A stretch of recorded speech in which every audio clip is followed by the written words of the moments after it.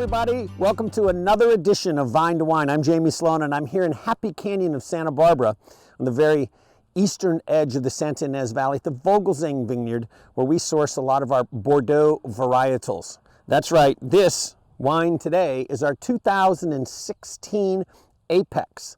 That's right, that's a fanciful name for the wine. It's a Malbec-driven blend. But first, let me tell you a little bit about Apex. Apex happens to be the inside of a turn in racing. And I race cars for a long time, both amateur and professional. I raced open wheel formula cars, sports cars. I even did a NASCAR race one time at a local track in Tucson, Arizona before I was even licensed, but that's a story for another day. Road racing is what I did. Left, right, up, down, back around. And on the inside of a turn is where you want to get your car and get it all nice and rotated and turned and pointing at the exit of the turn so you can get back to the gas pedal and leave that person that's behind you. And you'll beat them way down at the end of the straightaways where you'll gain on everybody and leave the person behind you. So that's the name of the game. It's the sweet spot on the inside of the turn. And we think that we hit this sweet spot with this wine. We hit the Apex, right, with this blend. So it's 44% Malbec, 22% Cabernet Sauvignon, and 22% Merlot. Wow, look at that. How beautiful was that? Oh my gosh, amazing. Anyway, and it's got about 12% Cabernet Franc, right? So 44, 22, 22, and 12. So a nice blend.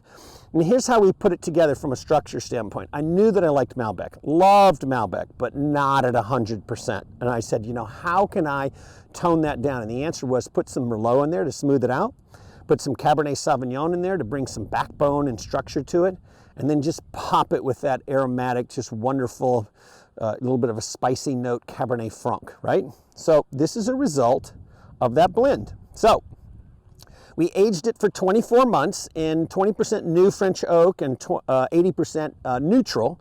Neutral simply means that there was no more flavoring components from the barrel anymore because they'd been used several times. It spent 2 years in barrel and 1 year in bottle before we released it.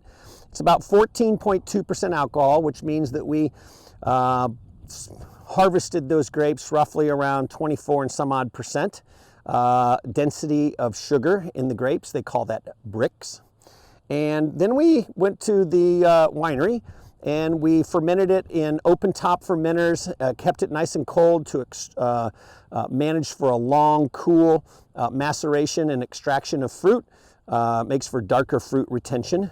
We punched it down 3 times a day, which means that we pushed what they call the must in the cap that all comes and floats to the surface, the grapes, down into the liquid juice, right, to just kind of work it over several times.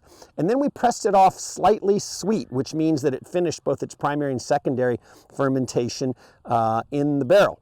Let's give it a taste.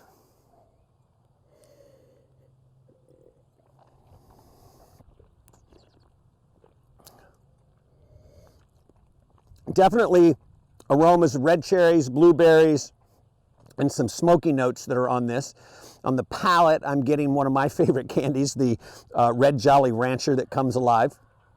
I would say that this is pretty much medium to full-bodied, medium tannins, so it's approachable.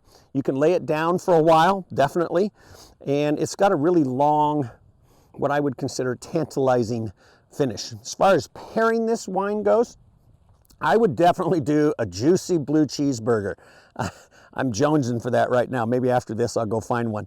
And also I've had it with roasted pork. I thought that was pretty good. But probably one of my favorites is the New York strip steak, cooked nice and medium rare, or however you like it. But I like to retain a little bit of that juiciness of the steak. So one of the more fun blends that I've put together. I'm certainly proud of it. I hope you enjoy it. 2016 Apex from Jamie Slone Wines.